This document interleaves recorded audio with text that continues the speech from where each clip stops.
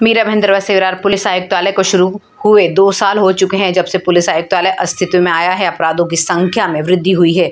कमिश्नरी सीमा के भीतर सभी पुलिस थानों की क्राइम डिटेक्शन रेट 75% तक पहुंच गई है। मीरा भंदरवा से विरार पुलिस आयुक्तालय की स्थापना के बाद सदानंद दाते को पुलिस आयुक्त के रूप में नियुक्त किया गया था।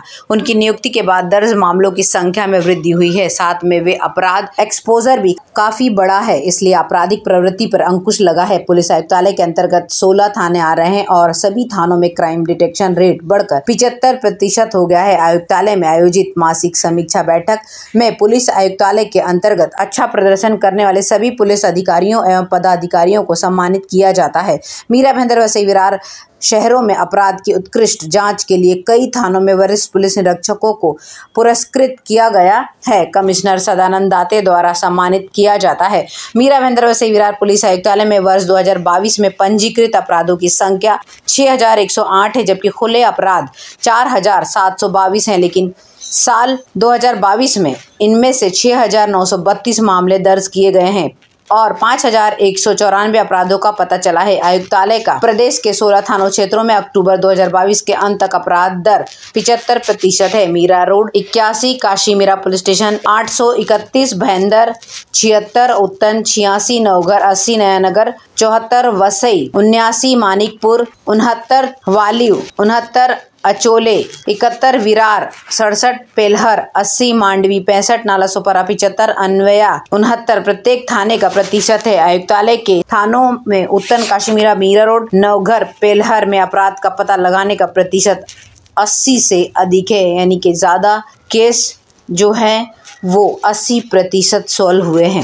भैंदर की एक नवविवाहिता अपने जन्मपति के साथ 2 पहिया वाहन से 19 देशों और 155 दिनों का सफर तय कर भैंदर में पहुंची है। नवविवाहिता जोड़े ने कहा है कि इस यात्रा के दौरान पाकिस्तान के नागरिकों ने भी उनका गर्मजोशी से स्वागत किया है। जेसल पार्क इलाके के रविराज कॉम्प्लेक्स में पली बड़ी मेधा राय 7 साल से जर्मनी में रह रही हैं। पढ़ाई पूरी करने के बाद वह वहाँ नौकरी करती हैं। मार्च में वह और उसके दोस्त हॉक ने कोर्ट में शादी कर ली थी। कोविड के कारण उसके माता पिता उसकी शादी में शामिल नहीं हो चुके थे। मेधा और उनके पति हॉक ने भारत आने के लिए 2 पहिया वाहन पर यात्रा करने का फैसला किया। इस प्रकार उन्होंने अपनी यात्रा शुरू की और 19 देशों में यात्रा के बाद 155 दिनों बाद 26 नवंबर को ये दोनों भैंदर पहुंचे। करीब 24,000 किलोमीटर का सफर बाइक से तय किया है उन दोनों ने। जेसल पार्क पहुंचने पर मेधा और जर्मन दामाद का उनके परिवार सहित निवासियों ने गर्मजोशी से स्वागत किया। अपने यात्रा अनुभव को साझा करते हुए उन्होंने कहा कि पाकिस्तान में पुलिस ने कुछ असुरक्षित इलाकों में सुरक्षा प्रदान की। जैसे ही उन्हें पता चला कि हम भारतीय हैं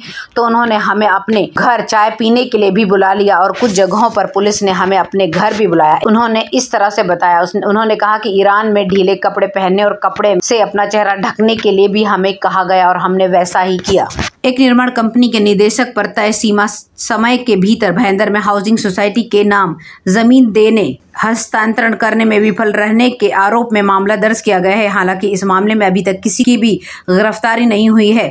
महाराष्ट्र स्वामित्व फ्लैट निर्माण बिक्री प्रबंधन और हस्तांतरण के प्रचार के विनिमय अधिनियम 1963 के संबंधित धाराओं के तहत दस्तावेजी साक्ष्य द्वारा समर्थित शिरडी नगर में एक हाउसिंग सोसाइटी के सदस्यों द्वारा दायर शिकायत के जवाब में कार्रवाई निर्माण फर्म के निर्देश का नाम है रनावत बिल्डर्स के खिलाफ कार्रवाई करने के लिए उन्होंने शिकायत दर्ज कराई है। लगभग 2 दशक पहले कोऑपरेटिव हाउसिंग सोसाइटी के गठन के बावजूद बिल्डर कथित रूप से कन्वेंस सौंपने में विफल रहा था। एक डीड जो मूल व्यक्ति से अंतिम खरीदार को संपत्ति का मालिकाना हक बताती है। सत्यापन के बाद नवघर पुलिस ने निर्माण फर्म के खिलाफ FIR दर्ज की है। यह बिल्डर के लिए बाध्य है कि वह परियोजना के पूरा होने पर 4 महीने के भीतर भूमि और भवन सोसाइटी का हस्तांतरित कर दे, यानी कि कन्वेंस करे।